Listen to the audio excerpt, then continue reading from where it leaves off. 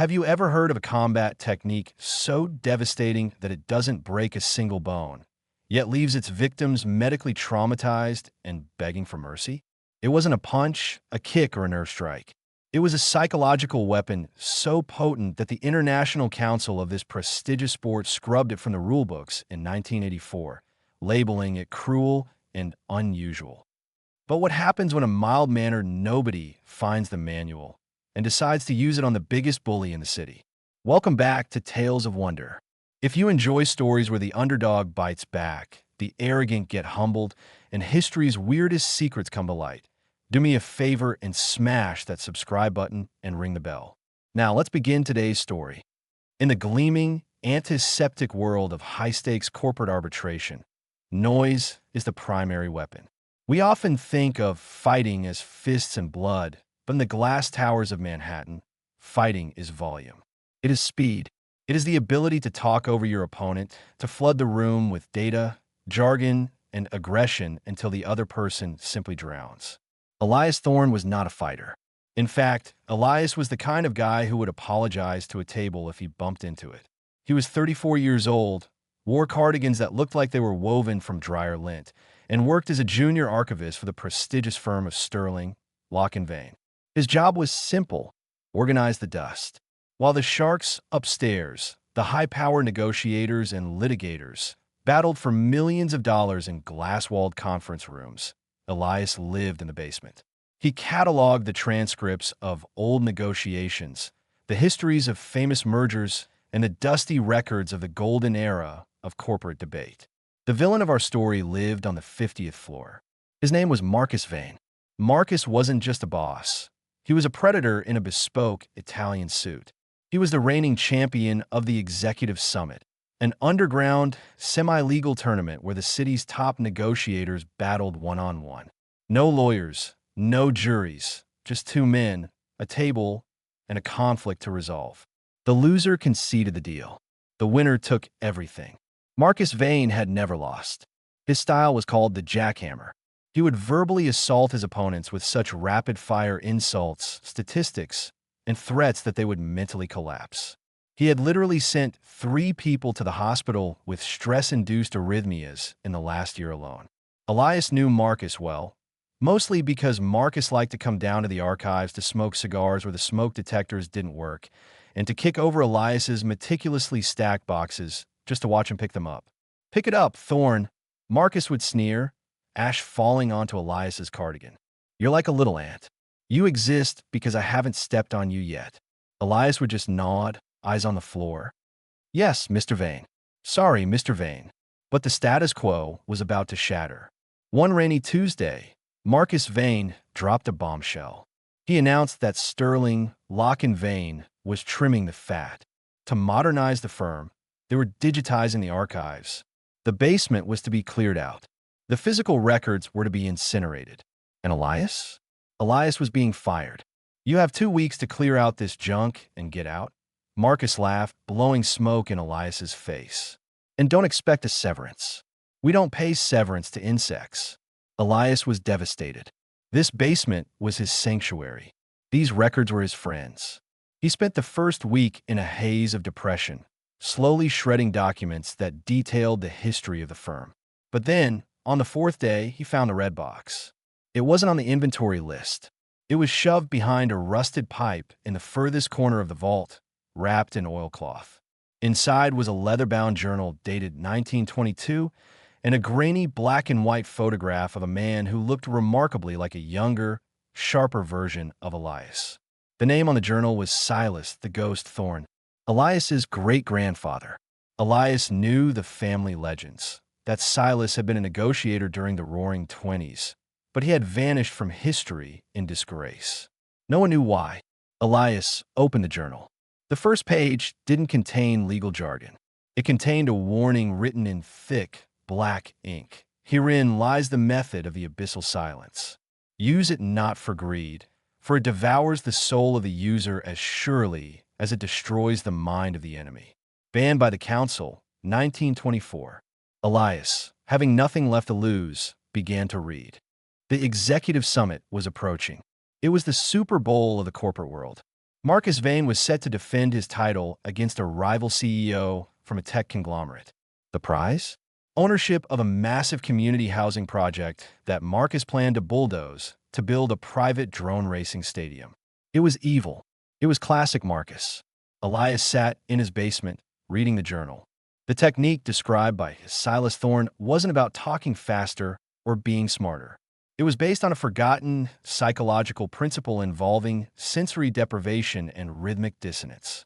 In layman's terms, it was the art of making things so incredibly awkward and terrifyingly quiet that the human brain began to hallucinate to fill the void. Elias practiced. He practiced on the pizza delivery guy. When the guy asked for $25.50, Elias didn't answer. He just looked at the bridge of the guy's nose and tapped his index finger against the doorframe. Tap, tap, wait, tap. The silence stretched for 10 seconds. 20. The pizza guy started sweating. Tell you what, man, just give me 20. Elias didn't blink. Tap. Okay, 15. Just take it. The guy shoved the pizza at him and ran. Elias looked at the pizza. He hadn't said a word. The technique worked. But using it on a teenager was one thing. Using it on Marcus Vane was suicide. But Elias had an in. The executive summit had an archaic rule, an open challenge clause dating back to the firm's founding. Any employee of the firm, no matter how lowly, could challenge for the seat of senior partner if they could defeat the current champion in the ring. It was a rule designed to encourage meritocracy, though no one had used it in 50 years because they were too scared. Elias walked into the HR office on his last day. He slapped a dusty form onto the desk. I'm invoking Clause 84, Elias whispered. I challenge Marcus Vane. The news tore through the building like a virus. The ant was challenging the lion. Marcus Vane laughed until he choked on his scotch. The janitor? The librarian? Let him come. I'll make him cry on live stream in 30 seconds. It'll be a great warm-up. The venue for the summit was a converted bank vault downtown. Soundproofed walls, harsh spotlighting, and a single mahogany table. The audience consisted of the city's elite, sharks, tycoons, and vultures, watching from the shadows. The undercard matches were brutal. Men and women screamed at each other, slamming binders, throwing water, using blackmail and insults. It was a verbal bloodbath. Then came the main event. The announcer's voice boomed. In the red corner, the undefeated, the breaker of wills, Marcus Vane. And in the blue corner, Elias. Marcus strutted in, wearing a three-piece suit that cost more than Elias's life earnings. He looked like a god of war. Elias walked in wearing his beige cardigan and hush-puppy shoes. He looked like he was looking for the bathroom. They sat across from each other. This is how it works, worm, Marcus sneered, his voice amplified by the table microphones. I'm going to list every failure in your life, starting with your haircut and ending with your pathetic bank account. By the time I'm done, you'll be thanking me for firing you. The moderator rang the bell. Marcus Vane exploded. Let's look at the projections, shall we? Marcus roared, slamming a folder open. You are a drain on resources, a parasite. You have the charisma of a damp sponge and the intellect of a crushed grape. I have acquired 3 companies this morning while you were probably struggling to tie your shoes. The audience cheered.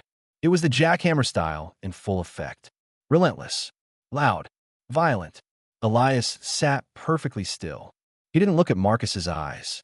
He looked at a spot exactly 1 inch above Marcus's left ear, and he began the rhythm. He placed his hand flat on the table. He lifted his index finger. Talp, soft, barely audible. Marcus paused for a microsecond, confused by the lack of reaction, then doubled down. Are you listening to me? I'm talking about your eviction. I'm going to buy your apartment building just to evict you personally. Talp, talp. Elias's face was a mask of absolute, terrifying neutrality. He wasn't ignoring Marcus. That would be rude. He was observing him like a scientist watching a rat in a maze. Marcus slammed his fist on the table. Say something. Elias leaned forward slowly. The microphone picked up the rustle of his cardigan. The room went silent, expecting a retort. Elias opened his mouth, took a breath, and then closed it. He tilted his head slightly, as if he had heard a noise far away. Talp. What? Marcus demanded. What is it? What are you looking at? Elias didn't answer. He just narrowed his eyes slightly, focusing harder on that spot above Marcus's ear. The psychology of the abyssal silence began to take hold. Humans are social creatures. When we project aggression, we expect resistance or submission. When we get neither, when we get a void, the brain panics. It starts to search for a pattern that isn't there. Marcus wiped sweat from his forehead. I have the board's full support, he stammered, his rhythm broken. You're nothing. Elias reached into his pocket. Marcus flinched. The audience gasped. Elias pulled out a hard-boiled egg. He didn't eat it. He just sat on the table, standing upright. He stared at the egg. Then he stared at Marcus. Then back at the egg. Top! Top! The silence in the room was heavy, suffocating. It was a physical weight. Marcus Vane, a man who thrived on noise, was suddenly alone in a room with a man who was functioning on a different plane of reality. Stop doing that, Marcus hissed. Stop looking at me like that. Elias blinked. Once. Slowly. Like a lizard. Then, Elias spoke his first words of the match. His voice was barely a whisper, forcing Marcus to lean in, forcing the entire audience to hold their breath. Mr. Vane, Elias whispered. Your left eyelid. It's twitching. It wasn't. But as soon as Elias said it, Marcus felt it. The power of suggestion. It is not, Marcus shouted, touching his face. It's a sign, Elias murmured, his voice smooth, detached, clinical. The vascular pressure. The stress. Do you hear the humming, Marcus? There is no humming. Marcus yelled, standing up. I'm talking about the housing project. The drone stadium. Top. Elias looked sad. Genuine, deep pity washed over his face. He looked at the audience, then back at Marcus, shaking his head ever so slightly. It was the look a parent gives a child who has soiled themselves in public. It's okay. Marcus, Elias whispered. We don't have to talk about the money. We know. Know what? What do you know? Marcus was screaming now, but his voice cracked. He was unraveling. The lack of a fight was driving him insane. He was swinging at a ghost. The humming, Elias said louder this time. It's getting louder, isn't it? Elias began to tap faster. Top, top, top, top. It mimicked a heartbeat. Marcus Vane, the Lion of Wall Street, clutched his chest. His face turned red, then purple. The sheer confusion, combined with his rage and the uncanny valley of Elias's behavior, spiked his blood pressure to dangerous levels. I am a CEO, Marcus shrieked. I am. He looked at the egg. The egg seemed to be mocking him. Why is there an egg? Marcus whispered, his eyes wide and terrified. Why is there an egg? Elias leaned in, inches from the microphone, and delivered the final blow of the abyssal silence. A phrase from the journal designed to shatter the ego completely. Because, Elias said simply, it is the only thing in this room that isn't pretending to be hard. The room erupted in gasps. Marcus Vane froze. His brain tried to process the insult, the absurdity, and the logic all at once. It was a cognitive division by zero. Marcus's knees buckled. He slumped back in his chair, gasping for air, clutching his tie. He looked at the crowd, eyes wild. I can't hear myself think. Make it stop. Make the tapping stop. Elias wasn't tapping anymore. I forfeit. Marcus screamed, tearing off his microphone. Get me out of here. He's a witch. He's in my head. Marcus Vane ran. He literally ran out of the bank vault, leaving his briefcase, his dignity, and his title behind. The referee, stunned, raised Elias's hand. The winner and new senior partner, Elias Thorne.